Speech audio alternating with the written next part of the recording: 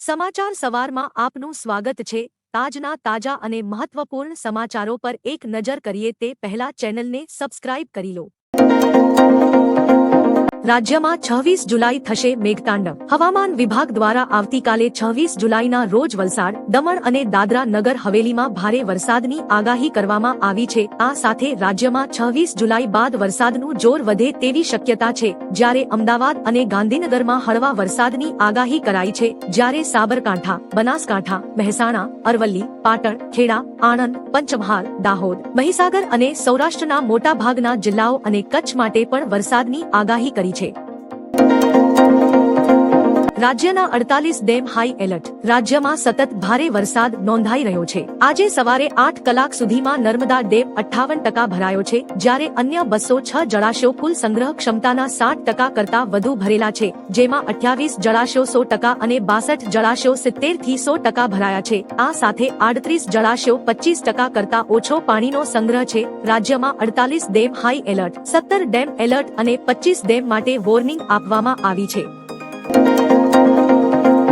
અંબાલાલની આભ ફાટે તેવી આગાહી। હવામાન નિષ્ણાત અંબાલાલ પટેલ દ્વારા રાજ્યમાં ભારે વરસાદની આગાહી કરવામાં આવી છે। અંબાલાલ પટેલના જણાવ્યા અનુસાર 27 જુલાઈ બાદ મેઘરાજા રાજ્યમાં ધમાકેદાર બેટિંગ કરશે। ઓગસ્ટ મહિનાના શરૂઆત સુધી ભારે વરસાદ પડશે। આ સાથે 27 અને 28 જુલાઈના રોજ રાજ્યના કેટલાક ભાગોમાં જળબંબાકાર અને આભ ફાટવા જેવી સ્થિતિ સર્જાશે। આ વિસ્તારોમાં 8 થી 10 ઇંચ વરસાદ વરસી શકે છે, જ્યારે 27 બાદ રાજ્યમાં પૂરની સ્થિતિ સર્જાઈ શકે છે।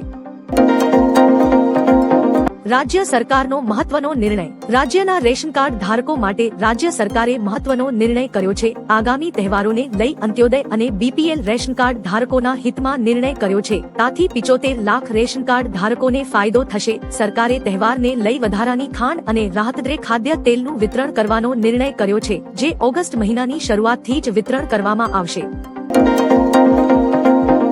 સુરતમાં જળબંબાકારથી તાપી ગાંડીતુર। હવામાન વિભાગ દ્વારા ભારે વરસાદની આગાહી કરવામાં આવી છે। આ વચ્ચે રાજ્યના અનેક જિલ્લામાં વરસાદી માહોલ જોવા મળી રહ્યો છે। સુરત શહેરમાં ધોધમાર વરસાદ વરસી રહ્યો છે। ભારે વરસાદના કારણે તાપી નદી બેકાંઠે વહી રહી છે। આ સાથે શહેરના અઠવા ગેટ, રાંદેર અને અડાજણમાં ધોધમાર વરસાદ વરસતા પાણી ભરાઈ ગયા હોવાના અહેવાલ છે। થોડા વિરામ બાદ ફરી શહેરી વિસ્તારમાં વરસાદી માહોલ જામતા વાતાવરણમાં ઠંડક પ્રસરી ગઈ છે।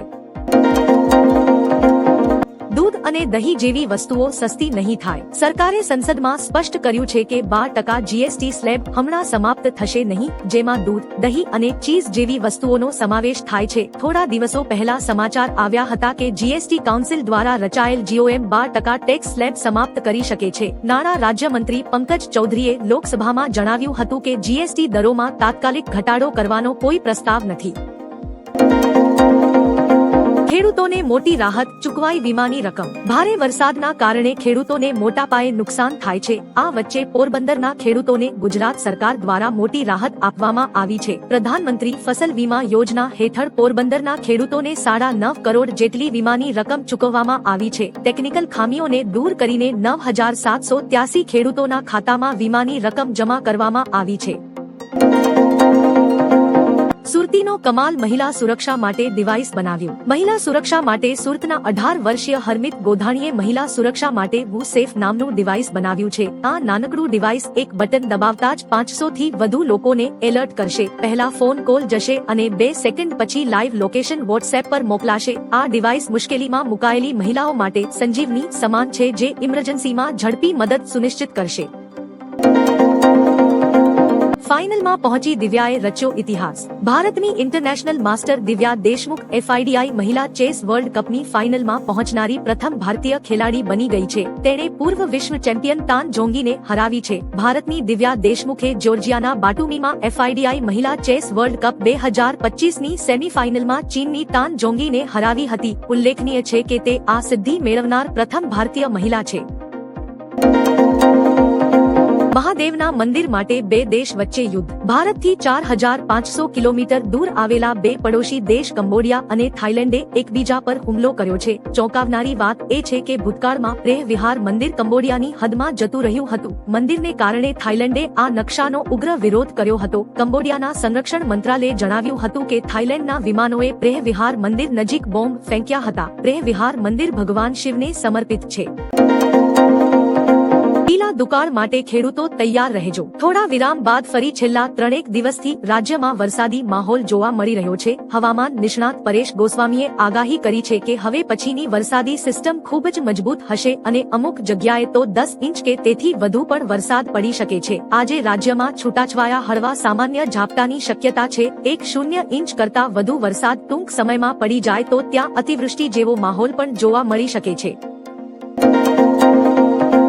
ગુજરાતમાં 1000 કરોડની વીજ ચોરી. ગુજરાતમાં છેલ્લા 2 વર્ષમાં વીજ ચોરીના ચોંકાવનારા આંકડા સામે આવ્યા છે. વીજ ચેકિંગ દરમિયાન 2.82 લાખથી વધુ ગ્રાહકોએ વીજ ચોરી કરી હોવાનું સામે આવ્યું છે, જેમાંના 1.5 લાખ ગ્રાહકો સામે 1029 કરોડની રકમ ન ચૂકવવા બદલ ગુના દાખલ થયા છે. જીયુવીએનએલના 16 પોલીસ સ્ટેશનો કાર્યરત હોવા છતાં અને 3 વર્ષ સુધીની જેલની સજાની જોગવાઈ છતાં વીજ ચોરી કરનારાઓમાં ડરનો અભાવ જોવા મળે છે. વરસાદના સમાચાર પર એક નજર. રાજ્યમાં છેલ્લા 3-4 દિવસથી વરસાદનું જોર ઘટ્યું છે. તેવામાં રાજ્યના અનેક જિલ્લાઓમાં વરસાદ પડ્યો છે. જે મુજબ છોટા ઉદેપુર પંથકમાં વહેલી સવારે વરસાદી માહોલ જામ્યો હતો. ભાવનગર જિલ્લાના 7 તાલુકા જેસર, શિહોર, તળાજામાં ઝરમર વરસાદ વરસ્યો હતો. તો થોડા વિરામ બાદ ફરી એકવાર દાહોદમાં મેઘરાજાની એન્ટ્રી થઈ હતી તથા 24 કલાક દરમિયાન રાજ્યના 90 તાલુકામાં વરસાદ નોંધાયો હતો. જેમાં સૌથી વધુ જલાલપોરમાં 5.25 ઇંચ વરસાદ નોંધાયો છે. અંબાલાલ પટેલની ભારે આગાહી. હવામાન નિષ્ણાંત અંબાલાલ પટેલની આગાહી મુજબ રાજ્યમાં 27 જુલાઈથી ભારે વરસાદ પડવાની શરૂઆત થશે. 7 થી 28 જુલાઈએ રાજ્યના મોટા ભાગના જિલ્લાઓમાં ભારે વરસાદ પડશે. તારીખ 2 ઓગસ્ટ સુધી ભારેથી અતિભારે વરસાદ પડશે. સૌરાષ્ટ્ર, ભરૂચ અને બોડેલીમાં ભારે વરસાદની આગાહી કરી છે. ઉત્તર દક્ષિણ ગુજરાત અને મધ્ય ગુજરાતમાં ભારે વરસાદની આગાહી કરી છે. પાટણ, મહેસાણા અને કચ્છમાં પણ ભારે વરસાદ થશે. પીએમ મોદી યુકે અને માલદીવના પ્રવાસે. વડાપ્રધાન નરેન્દ્ર મોદી યુનાઇટેડ કિંગડમ અને માલદીવની 2 દેશોની મુલાકાતે રવાના થયા છે. પ્રધાનમંત્રી નરેન્દ્ર મોદી આજે 24 જુલાઈ દરમિયાન યુનાઇટેડ કિંગડમની સત્તાવાર મુલાકાતે રહેશે. તેમની મુલાકાતના બીજા તબક્કામાં પ્રધાનમંત્રી 25 થી 26 જુલાઈ દરમિયાન માલદીવની રાજ્ય મુલાકાત લેશે. આ દરમિયાન તેઓ માલદીવના 60મા સ્વતંત્રતા દિવસની ઉજવણીમાં ભાગ લેશે. રક્ષાબંધનની તારીખ અને શુભ મુહૂર્ત. રક્ષાબંધનનો તહેવાર દર વર્ષે શ્રાવણ પૂર્ણિમાના દિવસે ઉજવવામાં આવે છે. આ વર્ષે શ્રાવણ પૂર્ણિમાની તારીખ 8 ઓગસ્ટના રોજ બપોરે 2:15 વાગ્યે શરૂ થશે. બીજા દિવસે એટલે કે 9 ઓગસ્ટના રોજ 1:30 વાગ્યે સમાપ્ત થશે. આવી સ્થિતિમાં રક્ષાબંધન 9 ઓગસ્ટના રોજ ઉજવવામાં આવશે. આવામાં 9 ઓગસ્ટના રોજ રાખડી બાંધવાનો શુભ સમય સવારે 6 થી બપોરે 1:30 વાગ્યા સુધીનો રહેશે. માવા લવર સાવધાન, નકલી તમાકુ ઝડપાયું. માવા લવર માટે માઠા સમાચાર સામે આવ્યા છે. સુરતમાંથી નકલી તમાકુ બનાવતું મોટું કૌભાંડ સામે આવ્યું છે. ડીસીપી ઝોન 1ની ટીમે ગુપ્ત બાતમીના આધારે રેડ કરી અને નકલી તમાકુ બનાવતું કારખાનું ઝડપી પાડ્યું છે. આ રેડ દરમિયાન મોટા પાયે નકલી તમાકુ અને પેકિંગ માટેના મશીનો મળી આવ્યા છે. પોલીસે લાખોનો મુદ્દામાલ જપ્ત કરીને કારખાના સંચાલક સામે વિવિધ કલમો હેઠળ ગુનો નોંધી વધુ તપાસ હાથ ધરી છે. પાકિસ્તાનની આબરૂના ધજાગરા ઉડ્યા. પાકિસ્તાને શાહીન 3 પરમાણુ મિસાઇલનું પરીક્ષણ કર્યું જે નિષ્ફળ ગયું, જેથી બલુચિસ્તાનના નેતા મીર યાર બલોચે આ મિસાઇલ બલુચિસ્તાનના રહેણાંક વિસ્તારમાં પડતા નિંદા કરી છે. તેમણે પોતાની ટ્વિટર પોસ્ટ પર લખ્યું છે કે બલુચિસ્તાન પાકિસ્તાન દ્વારા વારંવાર નિષ્ફળ મિસાઇલ પરીક્ષણની નિંદા કરે છે, જે ફક્ત બલુચિસ્તાનની પ્રાદેશિક સાર્વભૌમત્વનું ઉલ્લંઘન જ નથી કરતું પરંતુ સ્થાનિક નાગરિકોના જીવનને પણ જોખમમાં મૂકે છે. અંબાજી મંદિરને મળ્યું ઇટ રાઇટ પ્રસાદ પ્રમાણપત્ર.